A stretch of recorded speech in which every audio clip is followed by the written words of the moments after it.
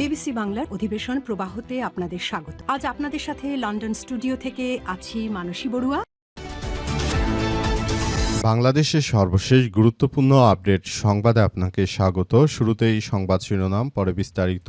প্রথমেই জানাবো, তারেক রহমান কি শেখ হাসিনা হতে চান কিনা প্রশ্ন সার্জিস আলমের। তারেক রহমান কি শেখ হাসিনা হতে চান এমন প্রশ্ন রেখে জাতীয় নাগরিক পার্টি এনসিপির মুখ্য সংগঠক উত্তরাঞ্চল সার্জিস আলম বলেছেন, ২ দফায় বিএনপির সন্ত্রাসীরা আমাদের উপর আবার আক্রমণ করেছে। সিলেটের ৫ মাইল বাজারে নিজের ভেরিফাইড ফেসবুক অ্যাকাউন্ট থেকে তিনি এমন স্ট্যাটাস দিয়ে জানিয়েছেন যে হয় তারেক থাকবে নয় আমরা থাকবো। আবারও তারেকের পতনের আন্দোলনে যেতে পারে এনসিপি। এদিকে ভারত সব দলকে পকেটে ঢুকে ফেলেছে, একটি দলকে পারেনি বললেন জামাতের আমির। বাংলাদেশ জামাত ইসলামের আমির ডা শফিকুর রহমান জানিয়েছেন যে ভারত বাংলাদেশের প্রতিটি রাজনৈতিক দলকে কিনে ফেলেছে, কিন্তু তারা শুধুমাত্র জামাত ইসলামকে কিনতে পারেনি বলে মন্তব্য করেছেন তিনি আরও জানিয়েছেন যে বাংলাদেশ জামাত ইসলাম এক আল্লাহ ছাড়া কারো সামনে মাথা নত করে না। শেখ হাসিনা, বিএনপি সহ সবাইকে ভারত কিনে ফেললেও বাংলাদেশ জামাত ইসলামকে তারা কখনোই কিনতে পারবে না। দেশের জনগণের পক্ষে থাকা একমাত্র রাজনৈতিক দলই হচ্ছে বাংলাদেশ জামাত ইসলাম। তারা বারবার পরীক্ষিত দেশের জনগণের জন্য সবথেকে ভালো যে রাজনৈতিক পদ্ধতিটা তারা নিয়ে এসেছে, এই রাজনৈতিক পন্থা অবলম্বন করেই দেশটাকে এগিয়ে নিয়ে যাওয়া যাবে। এবারে জানাবো, লতিফ সিদ্দিকীর গ্রেপ্তার বিষয়ে বিএনপি সরকারকে দুর্বল করার ষড়যন্ত্র করা হচ্ছে বললেন কাদের সিদ্দিকী। কৃষক শ্রমিক জনতা লীগের সভাপতি কাদের সিদ্দিকী বলেছেন, লতিফ সিদ্দিকীর গ্রেপ্তার বিএনপি সরকারকে দুর্বল করার ষড়যন্ত্র। তিনি দাবি করেন যে গত ২৮শে অগস্ট লতিফ সিদ্দিকী কারাগারে গেলেও তখন যদি শাপলা চত্বরের ঘটনায় তার সম্পৃক্ত থাকত তাকে তখনই কিন্তু আটক করা হতো। এদিকে আদালতে বলতে চাইলাম ফাঁসি দিয়ে দেন আমাকে, বললেন লতিফ সিদ্দিকী। বিচার কাজ প্রায় শেষ, বিচারকরাও এজলাস ছাড়ার প্রস্তুতি নিচ্ছিলেন। ঠিক তখনই সাবেক শেখ হাসিনার সময়ের এমপি লতিফ সিদ্দিকী জানিয়েছেন যে তিনি ভরা এজলাসে বলে ওঠেন যে আমাকে ফাঁসি দিয়ে দেন, আমি ফাঁসির জন্য প্রস্তুত। এরপর জানাবো, আজ থেকে আমি আর কোনো কথা বলবো না, চুপ থাকবো বললেন নাসির উদ্দিন পাটোয়ারি। জাতীয় নাগরিক পার্টি এনসিপির মুখ্য সমন্বয়ক নাসির উদ্দিন পাটোয়ারি বলেছেন, সার্জিসের গাড়িতে একটু আগে হামলা হয়েছে, ছাত্রদল হামলা করেছে এবং সেখানে গাড়িগুলো ভাঙচুর করেছে। আমাকে তো হামলা করা হয়, তারা একটা জাস্টিফিকেশন দিয়েছে যে আমি কথা বলি না কি, এজন্য তারা আমাদের নেতাকর্মীদের উপর হামলা করে কি আর করার, চুপ থাকবো। দেখি ওনারা কতটুকু বাড়তে পারে, কতটুকু যাইতে পারে, আমরা মাত্রাটা দেখার অপেক্ষায় থাকবো। এবং সর্বশেষ জানাবো, হাফ প্যান্ট আর হুডি পরেই নেতানিয়াহুর সঙ্গে বৈঠক মার্কিন সিনেটর ফেটারম্যানের। মার্কিন সিনেটর জন ফেটারম্যান আজ ওয়াশিংটনের ব্লেয়ার হাউজে ইসরায়েলের প্রধানমন্ত্রী বেঞ্জামিন নেতানিয়াহুর সঙ্গে বৈঠক করেছেন। তার পরনে ছিল কালো হুডি আর হালকা ধূসর হাফ প্যান্ট, পায়ের উপর পা তুলে বসেছিলেন তিনি। এই বৈঠকে ফেটারম্যান ইসরায়েলের প্রতি তার অটল সমর্থনের কথা আবারও জানান। গাজা যুদ্ধ, মধ্যপ্রাচ্য পরিস্থিতি নিয়ে নিজের কঠোর অবস্থান তুলে ধরেন ফেটারম্যান। দর্শক, এতক্ষণ শুনছিলেন সংবাদ শিরোনাম, এবারে বিস্তারিত। তবে তার আগে বন্ধুরা অনুরোধ থাকবে এই সংবাদটিতে একটি লাইক দিন। এই চ্যানেলে আপনি নতুন হয়ে থাকলে আমাদের সংবাদটি দেখতে দেখতে চ্যানেলটি সাবস্ক্রাইব করে রাখুন। কমেন্ট করে বন্ধুরা আপনার মূল্যবান মতামত জানিয়ে দিন আপনি বিশ্বের কোন দেশ থেকে বা বাংলাদেশের কোন স্থান থেকে আমাদের সংবাদটি দেখছেন এবং শুনছেন। আর বন্ধুরা, সংবাদটি আপনার সোশ্যাল মিডিয়া ফেসবুকে শেয়ার করে বন্ধুদেরও দেখার সুযোগ করে দিন। গাজা যুদ্ধে আপনি যদি নিরীহ ফিলিস্তিনিদের ভালোবেসে থাকেন বন্ধুরা, কমেন্টে ইয়েস লিখে পুরো বিশ্ববাসীকে আমাদের এই তাজা আপডেটটি দেখার সুযোগ করে দিন। এবারে বিস্তারিত। আজ থেকে আমি আর কোনো কথা বলবো না, চুপ থাকবো বললেন নাসির উদ্দিন পাটোয়ারি। জাতীয় নাগরিক পার্টি এনসিপির মুখ্য সমন্বয়ক নাসির উদ্দিন পাটোয়ারি জানিয়েছেন যে আজ থেকে আমি চুপ হয়ে গেলাম, আর কোনো কথাই বলবো না। আমি যদি কথা বলি, যদি আমাদের নেতাকর্মীদের উপর হত্যাকাণ্ড চালানো হয়, যদি আমাদের নেতাকর্মীদেরকে মেরে ফেলা হয়, এমন রাষ্ট্র ব্যবস্থা আমি চাই না। আমি প্রতিবাদ করব, কিন্তু আজ থেকে আমি আর কথা বলবো না।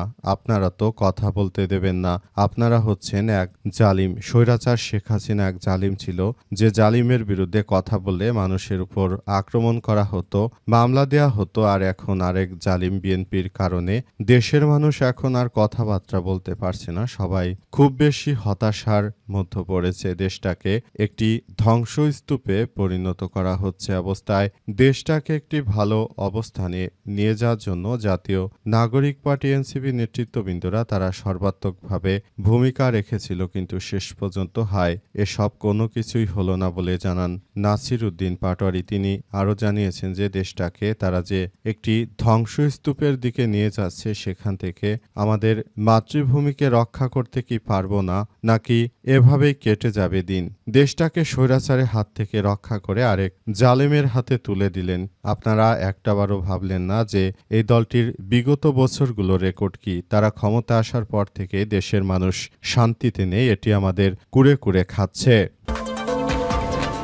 লতিফ সিদ্দিকীর গ্রেপ্তার বিএনপি সরকারকে দুর্বল করার ষড়যন্ত্র বললেন কাদের সিদ্দিকী। কৃষক শ্রমিক জনতা লীগের সভাপতি বঙ্গবীর কাদের সিদ্দিকী জানিয়েছেন, লতিফ সিদ্দিকীর গ্রেপ্তার বিএনপি সরকারকে দুর্বল করার ষড়যন্ত্র। তিনি দাবি করেন, গত ২৮ আগস্ট লতিফ সিদ্দিকী কারাগারে গেলেও তখন যদি শাপলা চত্বরে গণহত্যার সম্পৃক্ততা থাকত, তবে সেই সময় তাকে গ্রেপ্তার করা হতো। আজ বিকেলে টাঙ্গাইল মির্জাপুর প্রেস ক্লাবের প্রতিষ্ঠাতা সাধারণ সম্পাদক ও সাবেক সভাপতি খন্দকার মোহাম্মদ আবুল হাসনাত কিসমতের কবর জিয়ারত শেষে সাংবাদিকদের সঙ্গে আলাপকালে তিনি এমন কথা বলেন। এ সময় উপজেলা কৃষক শ্রমিক জনতা লীগের সাধারণ সম্পাদক আরমান হোসেন তালুকদার, তাপস, মির্জাপুর প্রেস ক্লাবের সাধারণ সম্পাদক এস.এম. এরশাদ মিয়া প্রমুখ উপস্থিত ছিলেন। কাদের সিদ্দিকী বলেন যে লতিফ সিদ্দিকী আদালতে জানিয়েছে যে শাপলা চত্বরের ঘটনায় তার কোনো সম্পৃক্ততা নেই এবং তিনি ক্রিসেন্ট কমিটির সদস্য নয়।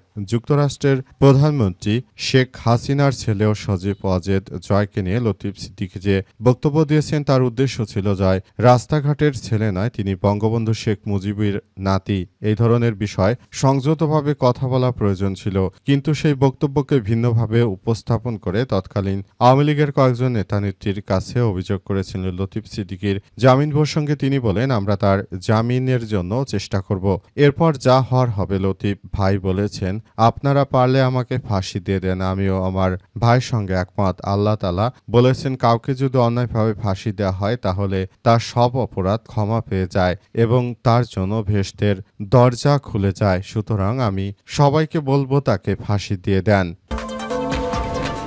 তারেক রহমান কি শেখ হাসিনা হতে চান? প্রশ্ন শারজিস আলমের।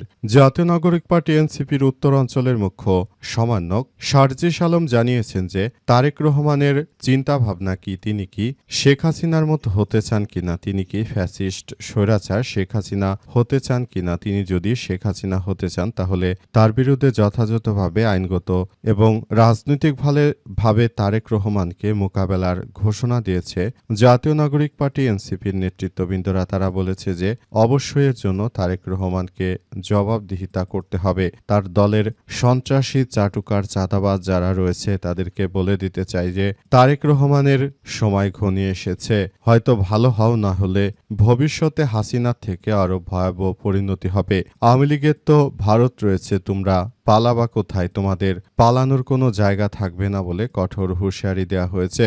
এছাড়া আরও বলা হয়েছে যে এই ধরনের ঘটনাগুলো যাতে ভবিষ্যতে তারা আর কখনোই ঘটাতে না পারে, সেজন্য সবাইকে আরও বেশি সজাগ ও সতর্ক থাকতে হবে। সবাইকে বলে দিতে চাই, যার যার জায়গা থেকে এই বিএনপি সন্ত্রাসীদেরকে প্রতিহত করার জন্য এখনই উপযুক্ত সময় এবং এই সময়ে সবাইকে আরও বেশি যার যার জায়গা থেকে দায়িত্বশীল ভূমিকা পালন করতে হবে। যদি দেশটাকে এগিয়ে নিতে চান তাহলে অবশ্যই এই সন্ত্রাসী বিএনপির বিরুদ্ধে কার্যকর পদক্ষেপ গ্রহণ করা ছাড়া আর কোনো বিষয় আমাদের জন্য কোনো ভালো কিছু বয়ে আনবে না বলে এমন কথা নিশ্চিত করা হয়েছে। আদালতকে বলতে চাইলাম ফাঁসি দিয়ে দেন, প্রস্তুত আছি বললেন লতিফ সিদ্দিকী। বিচার কাজ প্রায় শেষ, বিচারকরা এজলাস ছাড়ার প্রস্তুতি নিচ্ছিলেন, কিন্তু কাঠগড়ায় দাঁড়িয়ে তখনও কথা বলার অপেক্ষায় সাবেক মন্ত্রী আব্দুল লতিফ সিদ্দিকী হাতে মাইক নিয়ে কয়েকবার আদালতের দৃষ্টি আকর্ষণের চেষ্টা করেন। তিনি সুযোগ না পেয়ে শেষ পর্যন্ত বলতে থাকেন, আদালতকে বলতে চাইলাম ফাঁসি দিয়ে দেন, মৃত্যুর জন্য প্রস্তুত আছি। কিন্তু আদালত শুনতে চাইল না। রাজধানীর মতিঝিলে শাপলা চত্বর হেফাজতে ইসলামের মহাসমাবেশ ঘিরে গণহত্যার ঘটনায় করা মানবতা বিরোধী অপরাধের মামলায় লতিফ সিদ্দিকীকে কারাগারে পাঠানোর আদেশের পর আন্তর্জাতিক অপরাধ ট্রাইব্যুনাল দুয়ে এমন দৃশ্যর অবতরণ হয়। এ মামলায় প্রসিকিউশনের আবেদনের পরিপ্রেক্ষিতে বৃহস্পতিবার 30 জুলাই দুপুর 1:15টার দিকে সাবেক এই মন্ত্রীকে কারাগারে পাঠানোর আদেশ দেয় ট্রাইব্যুনাল 2-এর চেয়ারম্যান বিচারপতি নজরুল ইসলাম চৌধুরীর নেতৃত্বাধীন 3 সদস্যের বিচারিক প্যানেল। প্যানেলের অপর 2 সদস্যরা হলেন বিচারক মোহাম্মদ মঞ্জুরুল বাসিত, বিচারক নূর মোহাম্মদ শাহরিয়ার কবির। প্রসিকিউশনের পক্ষে শুনানি করেন প্রসিকিউটর মিজানুল ইসলাম। শুনানিতে তিনি বলেন, এ মামলায় পরানভুক্ত লতিফ সিদ্দিকীকে গ্রেপ্তার করে আজ ট্রাইব্যুনালে হাজির করা হয়েছে। শাপলা চত্বরে যে গণহত্যা হয়েছে সেই ঘটনায় এই লতিফ সিদ্দিকী, কাদের সিদ্দিকী, এই 2 কুখ্যাত সন্ত্রাসীরা কোনোভাবেই ছাড় পাওয়া উচিত নয়, কারণ তারা তলে তলে একটি ষড়যন্ত্রকারী বদমাশ। এই 2 ভাই মিলে দেশের অনেক মানুষের অনেক ক্ষতি করেছে। যুবক বয়স থেকে বৃদ্ধ বয়স পর্যন্ত এই 2 জন মিলে দেশের অনেক মানুষের ব্যাপক ক্ষতি করেছে।